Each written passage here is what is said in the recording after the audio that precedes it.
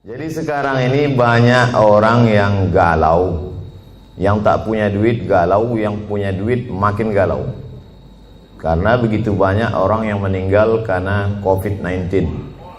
Itu yang datang itu baru COVID-19, belum COVID-20, belum COVID-21. Oleh sebab itu maka menghadapi ini tidak ada cara dan jalan lain kecuali berserah diri kepada Allah Subhanahu wa taala.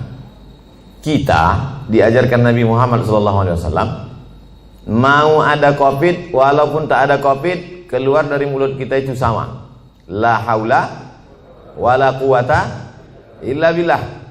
Jadi kita diajarkan itu bukan sejak ada COVID ini saja. Sebelum COVID itu ada muncul, kita sudah berkata bangun pagi, alhamdulillahillazi ahyana, dia yang menghidupkan kami, wa amatana, sebelumnya kami mati, wa ilaihin nusyur, dan kita pun akan kembali kepada dia. Ini menghadapi COVID ini manusia ini terbagi dua, Eka dan Eki, ekstrim kanan, ekstrim kiri. Yang ekstrim kiri tak ada COVID itu, malah ditantangnya, mana COVID itu biar kukunyah-kunyah. Yang satu lagi pula amat sangat ketakutan COVID, semua dicucinya, semua cuci, wali ke rumah semua cuci tangan, sampai saking seringnya cuci tangan sampai nampak contekan waktu SD dulu. Ada yang mengirim gambarnya ke saya. Oleh sebab itu kita Ahlus Sunnah wal Jamaah berpegang wa kadzalika ja'alnakum ummatan wasata. Kami jadikan kalian ini umat yang pertengahan. Tidak terlalu berani kepada COVID karena dia memang penyakit, dia virus, benda itu memang ada. Virus ini ada dari dulu. Virus flu, influenza, sampai sekarang belum hilang. Maka banyak orang kena influenza. Virus penyakit kuman malaria sampai sekarang masih ada. Jadi yang namanya virus, kuman, bakteri, penyakit itu ada. Ada yang mati, ada yang tak mati. Jadi kemarin kebetulan saya ceramah di rumah sakit, ketemu sama dokter. Kata Pak Dokter, Ustadz Somad, itu sebetulnya kalau kita cuci tangan itu membunuh bakteri. Kalau kita cuci tangan pakai hand sanitizer, pakai sabun, itu membunuh bakteri, Ustadz. Adapun virus tak mati, kata dia. Saya tak pula saya tanya apa beda virus sama bakteri. Nampak kali bodoh kita kan? Masa profesor nanya? Ya diam aja, saya angguk-anggukkan aja. Jadi Ustadz Somad, itu virus itu cara mematikannya bukan dengan cuci tangan, Pak Ustadz. Saya diam aja, saya dengar terus. Cara mematikannya itu jangan kasih dia makan. Makanan virus itu gula. Maka kalau tak ada gula, mati dia. Jadi bagaimana cara membunuhnya? Kata dia, banyak-banyak puasa sunat. Memanglah itu ajaran Nabi Muhammad SAW. Jadi kalau orang yang faham hikmah di balik ini, maka sesungguhnya dia tahu bahwa Nabi Muhammad SAW itu tidak hanya mengajarkan kita doa, tak hanya mengajarkan baca yasin, tahlilan, takziah. Bukan hanya itu, bahkan sampai ke virus, bakteri, pandemi, wabah abad 21 pun sudah diajarkan Nabi sejak 14 abad yang silam. Apa kata Nabi? Idza sami'tum bihi, kalau kau dengar ada suatu wabah terjadi di suatu negeri, la taqdimu ilaihim, jangan kalian datang ke situ. Kalau ada suatu wabah terjadi, sudah ditetapkan bahwa negeri itu zona merah, zona hitam, jangan kau datang ke sana. Wa idza waqa'tum bihi, kalau di kampung halamanmu terjadi suatu wabah pandemi, la takhruju firaram minhu. Kalau kau dengar ada suatu wabah terjadi di suatu negeri, jangan kau datang ke sana. Dan kalau kau berada di suatu negeri terjadi wabah di situ, jangan kau keluar dari kampungmu. Itulah yang dikenal orang sekarang dengan istilah PSBB, lockdown, social distancing. Bahkan kemudian beberapa negeri kota sampai dikepung, tak boleh keluar, polisi tentara dikerahkan. Sudah diajarkan Nabi SAW 14 abad yang lalu. Bagi yang belum kena, amalkan ini. Bagi yang sudah kena, mati dia. Nabi mengeluarkan statement, sabda. Apa kata Nabi? Al-mat'unu syahid. Orang yang mati kena penyakit wabah, syahid, maka matinya mati syahid. Orang yang mati syahid itu selamat dari 4. Tak merasakan sakratul maut, tak merasakan azab kubur, tak merasakan hisab, langsung masuk surga. Jadi Nabi itu sudah berikan 2 langkah. Bagi yang belum kena, ini obatnya. Yang sudah kena, ini obatnya. Maka keluarga tak terlalu bersedih hati. Kenapa? Karena saudaranya, keluarganya, bapaknya, ibunya, anaknya, neneknya, keponakannya, jirannya, sahabatnya itu meninggal dunia dalam keadaan syahid. Dan bagi yang masih hidup, kita diajarkan untuk melakukan langkah-langkah social distancing, protokol kesehatan. Makanya saya tak berani kalau ceramah tausiah di tempat yang tak bisa dibuat protokol kesehatan. Nah, adapun di sini bisa Ustaz nanti di Wang Sumut, nah, kita tengok dulu ada tak protokol kesehatan. Ternyata lengkap semuanya. Begitu datang tak bisa dikenali mana direktur, mana sama semua mukanya, tutup muka. Biasa dulu saya ke Medan ini disambut dengan Tola'al Badru Alaina, solawat, salatullah, salamullah. Tapi begitu datang tidak, begitu datang langsung tembak. Masih syukur, segan dia tak tembaknya kening, tangannya. Kalau tempat lain langsung pang. Habis itu tempat duduk berjarak, pakai masker. Artinya apa? Kita tidak terlalu cemas sekali, tapi kita juga tetap menjaga ini. Jangan terlalu takut kali, jangan pula terlalu berani kali. Nah, kita tetap macam biasa aja. Coba kalau kita terlalu cemas, terlalu takut, terlalu ngeri, iman kita jatuh, imun kita turun, di situ dia masuk. Jadi agak beranikan sedikit, biar jangan apa kali COVID itu.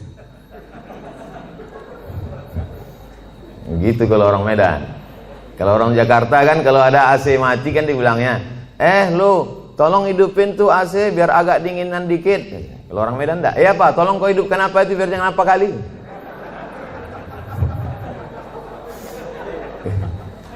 Bapak Ibu yang dimuliakan Allah Subhanahu wa taala. Qul, katakanlah, lan yusibana illa ma kataballahu lana. Tidak ada yang menimpa kita kecuali sudah ditetapkan Allah taala untuk kita. Itulah rukun iman yang keenam.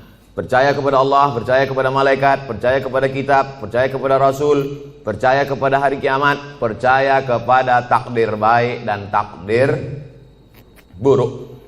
Akhbirni anil iman. Apa itu iman wahai Muhammad sallallahu alaihi wasallam? Antu'mina billah wa malaikatihi wa kutubihi wa rusulihi wal yaumil akhir wa biqadri khairihi wa syarrihi. Percaya kepada takdir baik, takdir buruk. Tapi, ini masalah takdir ini kita mesti dalam menyikapi takdir kita ada al-kasbu wal ikhtiar. Ada usaha. Dengan penuh kesadaran kita tak pakai masker, tak social distancing, tidak cuci tangan, tidak pakai hand sanitizer. Itu bukan tawakal. Itu bodoh yang terlalu diperlihatkan. Kalau bodoh sendiri aja, jangan ngajak-ngajak orang. Oleh sebab itu maka kalau sudah kita berusaha kena juga, berarti itu takdir.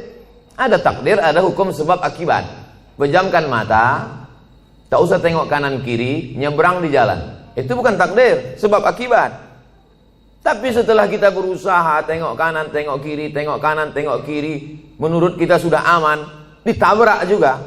Tidak ada cara lain kecuali beriman kepada takdir baik dan takdir buruk. Itulah beda Jabariyah dengan Ahlus Sunnah. Jabariyah itu halul bid'ah, kelompok ahli bid'ah. Kenapa disebut bid'ah? Karena dia membuat-buat ajaran yang tidak diajarkan Nabi Muhammad SAW. Jabariyah artinya terpaksa. Kata dia hidup ini terpaksa, tak ada pilihan. Kenapa kau tak pakai masker? Aku terserah aja lah, mau mati-matilah. Oh, tak bisa begitu. Kita harus ada ikhtiar, harus ada usaha. Begitu juga dalam masalah mengambil rezeki, begitu juga dalam masalah menolak bala. Itu semua air minum yang di depan meja itu, di depan kami, di depan saya tadi, itu memang sudah diperuntukkan untuk saya. Air minum itu untuk saya, kue kotak itu untuk saya. Tapi karena saya tak ada usaha untuk membuka dan meminumnya, maka saya tak bisa ke mulut saya. Walaupun sudah diuntukkan untuk saya. Itu tentang masalah menarik rezeki. Begitu juga dengan menolak bala. Kalau tidak ada usaha ikhtiar dari kita, bawa sepeda motor kerja, dikunci stangnya. Habis itu beli pula gembok, kunci ban depan. Habis itu rantainya digembok pula. Kemudian ban belakang itu ikatkan ke pohon pinang. Pas pulang sore, diambil pencuri itu sama pokok-pokok pinangnya sekalian. Maka itu takdir. Itu takdir namanya. Beriman kepada takdir baik, takdir buruk. Tapi orangnya cengengesan, lalu kemudian tak tentu arah, entah bagaimana ceritanya, otaknya tak fokus, mau berangkat, ditinggalkannya kunci situ, naik dia ke atas, asik nelpon, iya betul, kiki, tinggal kunci. Habis itu turun ke bawah, lapor sama security, Pak security, motor saya tinggal hilang. Gimana keadaannya? Tadi saya tinggalkan kunci. Ah mampuslah kau, kata dia. Kenapa? Berarti kurang usaha, tak ada ikhtiar. Itu yang diajarkan Nabi Muhammad SAW. Jadi ke suatu ketika seorang sahabat masuk ke dalam Masjid Nabawi. Ditanyanya Nabi, ya Rasulullah, itu ontaku di luar, belum kutambatkan. Aqiluha wa atawakal, am utliquha wa atawakal. Ku lepaskan aja begitu baru aku tawakal, atau ku tambatkan dulu ke pokok kurma baru bertawakal.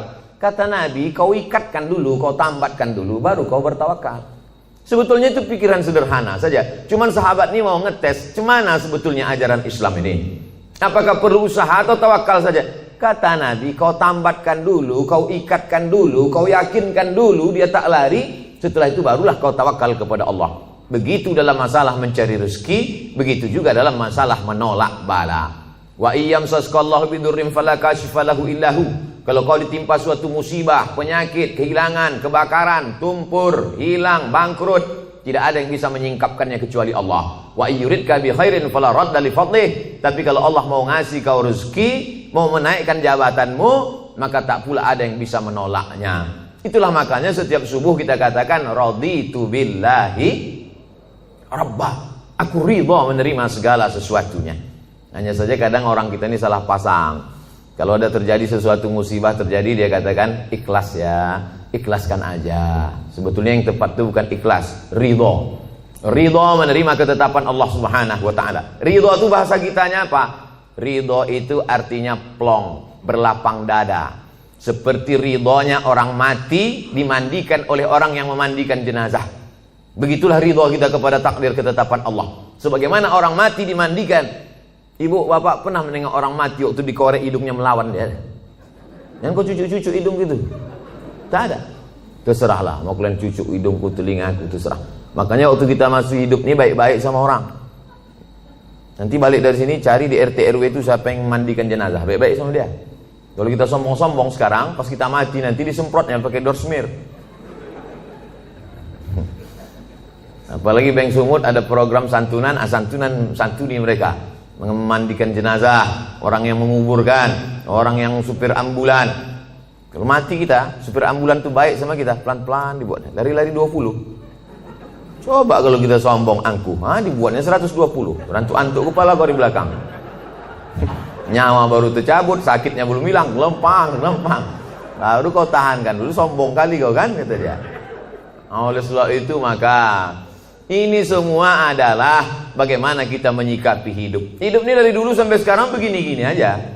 Dari sejak zaman Nabi Adam sampai Adam Smith, hidup ini begini-gini aja. Yang kaya sombong, yang punya jabatan sombong, orang miskin susah melarat, mau mati aja bawaannya. Jadi tinggal kita bagaimana menyikapi hidup. Dulu yang hidup di Medan ini datuk nenek moyang kita. Habis masa mereka datanglah masa ayah emak kita. Habis masa mereka, sekarang masa kita. Ini sedang hijau-hijaunya ini. Ibarat baru bertunas hijau, berbatang, mekar, berputih, berbuah, kuning, layu, mati. Yang di hadapan saya ini hijau-hijau semua. Maskernya maksudnya. Sampai masanya kita akan menguning dan layu. Saya ini agak kuning sedikit. Habis itu tak lama ini layu dan mati. Kemudian datang masa anak kita. Hidup ini singkat Bapak Ibu. Tapi kalau salah kita menyikapi hidup, penyesalannya luar biasa. Takut mati, takut pensiun, takut tak ada duit, takut susah, takut tak ada kerja, pergi ke dukun. Tak dukun, tolong aku.